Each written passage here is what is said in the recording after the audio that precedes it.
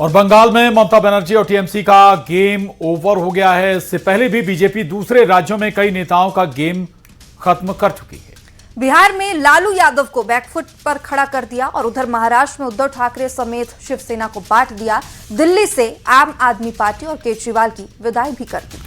और सबसे पहले बीजेपी ने जिन राज्यों में अपनी सरकार बनाई है वहां मौजूदा मुख्यमंत्री को ही बीजेपी प्रत्याशियों ने हरा दिया, चाहे बात दिल्ली की हो या फिर बंगाल की। और अब अगला टारगेट है यूपी और पंजाब। यूपी में अखिलेश यादव बीजेपी के निशाने पर है, तो वहीं पंजाब में आम आदमी पार्टी और सीएम भगवंत मान।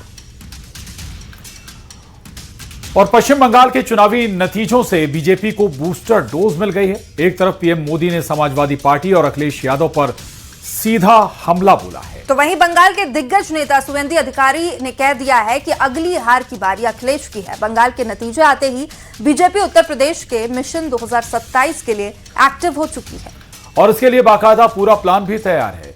ये रिपोर्ट देखिए।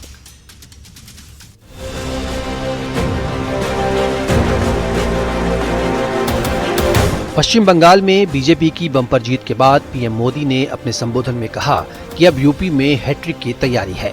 पीएम मोदी ने एसपी पर बड़ा हमला बोला। जिस समाजवादी पार्टी ने संसद में महिला आरक्षण को रोका है, उसे भी यूपी की महिलाओं का आक्रोश सहना पड़ेगा। महिला विरोधी समाजवादी पार्टी कुछ भी करके अपने पाप को कभी धुल नहीं पाएगी।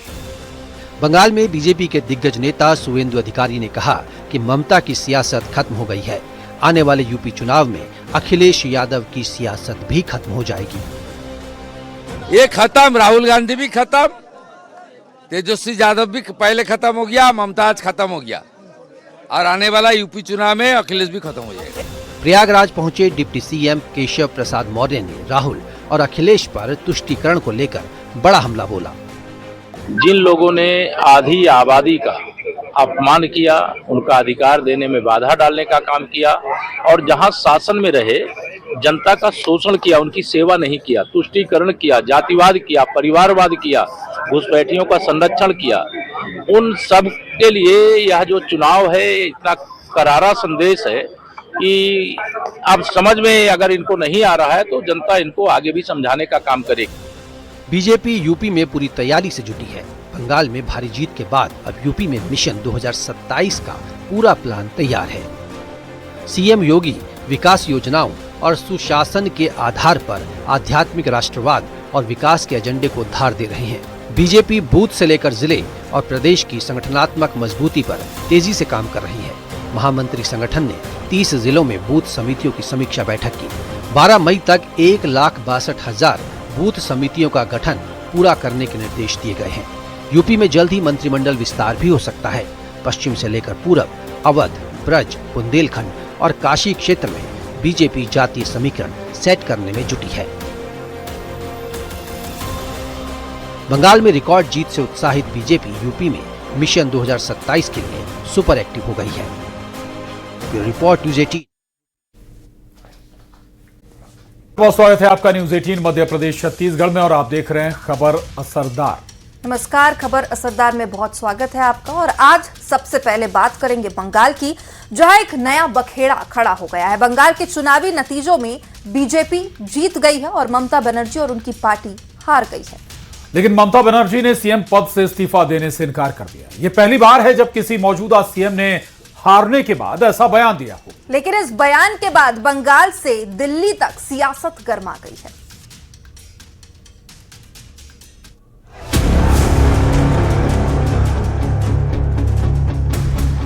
बंगाल में बीजेपी ने कमाल कर दिया।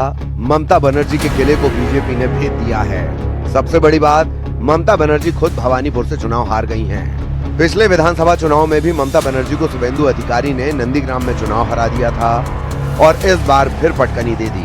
अब बंगाल में बीजेपी की सरकार बनने जा रही है, लेकिन इस बीच ममता बनर्जी ने इस्तीफा देने से इनकार कर दिया। ममता बनर्जी ने कहा कि मैं इस्तीफा नहीं दूंगी क्योंकि मैं हारी नहीं, हराया गया है। मेरा राजभवन जाने का कोई प्लान नहीं है।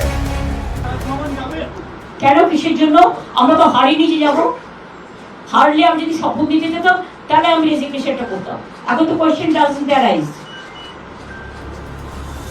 ममता बनर्जी अपने भतीजे अभिषेक बनर्जी के साथ मीडिया के सामने आई।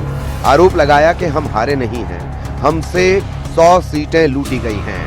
हम बीजेपी से नहीं हारे, हमें हराया गया। पूरे चुनाव में चुनाव आयोग ने विलन का काम किया। ममता बनर्जी ने आरोप लगाया कि बंगाल के विधानसभा चुनाव में उनके साथ नाइंसाफी हुई है, इसके पीछे बीजेपी का हाथ है। 2026 में 1 दिसंबर 2014 का ये बयान अक्षरशः सही साबित हुआ। इसीलिए कहते हैं कि बोलते वक्त शब्दों का चयन सोच समझकर होना चाहिए। चुनाव हार के बाद जो आप चोरी और झूठ का आरोप लगा रही हैं, वो कुछ और नहीं, सच का सामना करने से भाग रही हैं। और सच ये है कि बीजेपी 207 सीट जीतकर बंगाल में 46 साल के संघर्ष के बाद सरकार में काबिज हुई है। तो ममता जी ने मीडिया के सामने एक छोटा सा सवाल किया कि अमित शाह कौन है, ऐसा पूछा था। दीदी अगर आप देख सकती है तो देख लीजिए, सुन सकती है तो सुन लीजिए, मैं अमित शाह हूं। मैं भारतीय जनता पार्टी का एक छोटा सा कार्यकर्ता हूं। मैं अमित शाह हूं और इस बंगाल की भूमि पर से तृणमूल को उखाड़ने के लिए आया हूं, वो आप समझ लीजिए। एक तरफ सियासत जारी है, दूसरी तरफ बंगाल में 9 मई को नई सरकार का शपथ ग्रहण होगा। शपथ ग्रहण में पीएम मोदी भी जा सकते हैं। उम्मीद नहीं तो प्रधानमंत्री जी कल घोषणा कर दिया 25 वैशाख 9 में रविंद्रनाथ ठाकुर का जन्मदिन, उसी दिन में ये सरकार शपथ ली। क्या चोरी और झूठ का नैरेटिव गढ़कर ममता बनर्जी सच से भाग रही हैं? अगर सीधे शब्दों में कहें तो चुनाव आयोग पर लगाए आरोप टीएमसी की हार की हताशा को दिखाता है। Bureau report, news 18।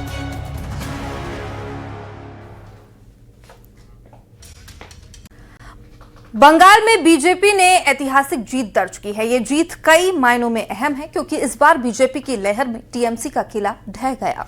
जहां टीएमसी मजबूती के साथ खड़ी थी, उन सीटों में भी बीजेपी ने सेंध लगाई है। यूं तो टीएमसी और कांग्रेस का कोर वोट बैंक मुस्लिमों को माना जाता है, लेकिन इस बार इसमें भी बीजेपी ने सेंध लगा दी। चलिए आपको आंकड़ों के जरिए बताते हैं बंगाल में मुस्लिम वोटों के बंटने का सीधा सीधा फायदा बीजेपी को कैसे हुआ है। मुर्शिदाबाद की बात करें, मुर्शिदाबाद जिले में 70% मुस्लिम आबादी है। यहां 22 मुस्लिम बहुल सीट हैं। यहां 2021 में बीजेपी को 2 सीट मिली थी, लेकिन इस बार बीजेपी ने यहां 8 सीटों पर जीत दर्ज की है। मालदा जिले की बात करें तो 50% मुस्लिम आबादी है। यहां 12 सीटों में से 8 पर बीजेपी के उम्मीदवारों ने जीत दर्ज की, जबकि 2021 में 4 सीटें बीजेपी को मिली थी। और उत्तर दिनाजपुर के बाद का जिक्र करें तो यहां कुल 9 सीटें हैं। यहां बीजेपी ने 2021 में सिर्फ 2 सीटें जीती और 2026 में बीजेपी ने उन 2 सीटों को बरकरार रखा और टीएमसी के हिस्से वाली 2 और सीटों पर कब्जा कर लिया, यानी कुल 4 सीटों पर जीत दर्ज की। इसके अलावा दक्षिण 24 परगना में कुल 31 मुस्लिम बाहुल्य सीट है। 2021 में बीजेपी 0 थी, लेकिन इस बार बीजेपी ने यहां 10 सीटों पर जीत दर्ज की है। और उत्तर 24 परगना का जिक्र करते हैं, 33 सीटें हैं यहां पर विधानसभा की। साल 2021 में बीजेपी ने यहां 5 सीटों पर जीत दर्ज की थी, लेकिन इस बार बीजेपी ने 22 सीटों पर यहां जीत दर्ज की है। और अगर बात करें बीरभूम की तो यहां पर कुल 11 सीटें हैं। बीजेपी साल 2021 में चुनाव में महज 1 सीट पर जीत दर्ज कर पाई थी। इस बार बीजेपी के खाते में 6 सीटें आई है, यानी इस बार बीजेपी ने मुस्लिम सीटों पर भी बढ़त बनाई है। और बंगाल में ममता दीदी का किला फतह करना बीजेपी के लिए आसान तो बिल्कुल भी नहीं था, क्योंकि ये मेहनत एक दिन की नहीं बल्कि सालों मैदान में डटे रहने का परिणाम है, जो बंगाल में आज एक नया इतिहास लिख रहा है। अगर आंकड़ों पर नजर डालें तो साल 2001 में बीजेपी को बंगाल में 5% के करीब वोट शेयर मिला। उधर साल 2006 में वोट शेयर भी घटकर 1.93% पर रह गया। साल 2021 में फिर से बीजेपी उतरी और इस बार वोट शेयर 4% तक पहुंच गया। लेकिन बीजेपी के लिए साल 2016 का विधानसभा चुनाव बंगाल में एक नई उम्मीद लेकर आया। जब मोदी और शाह के नेतृत्व में यह चुनाव हुआ, इस बार बीजेपी का वोट शेयर 10% से ज्यादा हो गया। और इसके बाद 2021 में फिर विधानसभा चुनाव हुए और इस बार बीजेपी ने कमाल कर दिया। वोट शेयर 38% पहुंच गया और 2026 में बीजेपी ने इतिहास लिख दिया। पहले कांग्रेस को पछाड़ा और अब ममता दीदी का किला भी ढहा दिया।